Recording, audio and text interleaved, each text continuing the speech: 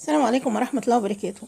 طفل صغير 3 سنين 4 سنين 5 سنين 6 سنين فجأة وقع كوباية كسرها، أو عمل حاجة فيها مشكلة، ضيع حاجة، كسر حاجة. الأم طالعة مجنونة: أنت جننت، إيه اللي عملته ده؟ حرام عليكم، زهقتوني، تعبتوني، أنتوا مش عارف إيه. وطلعت همها وهم جوزها وهم الغلا وهم كل حاجة في الطفل الصغير اللي أنتوا شايفينه ده. فجأة الولد كان بيتكلم وحلو وطلق وزي الفل، وبيضحك وبيجري وبيلعب زيه زي أي طفل عادي.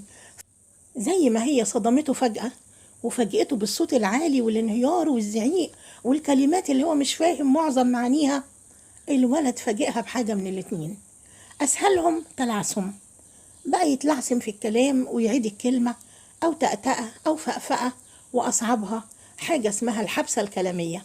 الحبسة الكلامية دي العيل بيتكتم تماما، بيتخرس، لا بيعرف يتكلم ولا حد بيضحك ولا حد بيتحرك. وبعدين بقى بيشاور زيه زي الطفل اللي عنده سنة ونص. بقت حاجة فظيعة جدا، والأم تلف على الدكاترة وتعمل جلسات تخاطب ومش عارفة الجهاز الكلامي وأشعة إيه وتحاليل وراثية إيه علشان يكون الأب أو الجد عنده حاجة زي كده. الأم تاهت وداخت، والآخر مش عارفة تعالج ولا عارفة إيه السبب. عايزين بس نوضح حاجة بسيطة جدا: إن التلعثم أو الفأفأة أو التأتأة أو حتى الحبسة الكلامية ممكن جدا بكل بساطة يكون سببها علقة جامدة، أو زعيق فج قوي وصوت عالي جدا يخض الطفل ويرعبه، أو حد يخضه فجأة، حد مستخبيله، حد طالع له بشكل مخيف. الماسكات اللي العيال بتلبسها بتاعت الغوريلا والحاجات دي ممكن بكل بساطة تعمل التعب ده، الحبسة الكلامية أو التأتأة أو الفأفأة. فخلينا نكون متفقين إن احنا الأول نبحث عن الأسباب وبعدين نشوف طرق العلاج. طيب لو سألنا نفسنا ليه، هل معقول علقة جامدة تعمل في الولد كده؟ أو شوية زعيق جامدين قوي كنت متعصبة ومتضايقة يعملوا في الولد أو في البنت كده؟ أو أن حد يخضه أو يظهر له فجأة؟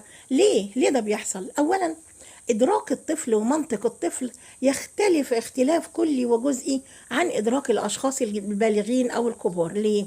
لأن إدراكه بسيط، ومن وجهة نظره ومن تحليله ومن منطقه إن الشيء اللي عمله ده شيء بسيط جدا وارد جدا. كل يوم ناس بتكسر كوبايات، وكل يوم ناس بتوقع حاجات، وكل يوم ناس بتغلط نفس الغلطة اللي الولد بيغلطها.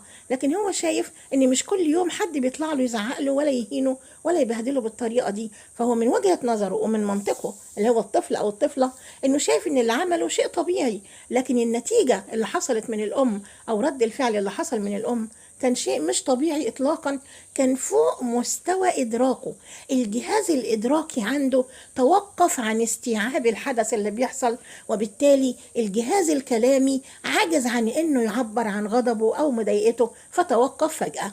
يا ريت كل ام عصبية منهارة بتطلع كل طاقتها السلبية في طفلها الصغير الضعيف تتعلم من التجربة القاسية دي، لأن فعلا الأمهات بتلف على المراكز، سواء مراكز تخاطب أو مراكز تحاليل أو أشعة أو غيره أو غيره. يا رب تكوني مبسوطة في الرحلة السعيدة بتاعتك دي بعد ما فرشيتي غلك وعملتي اللي انت عايزاه، وكانت النتيجة انت اللي بتعاني، انت والطفل كمان.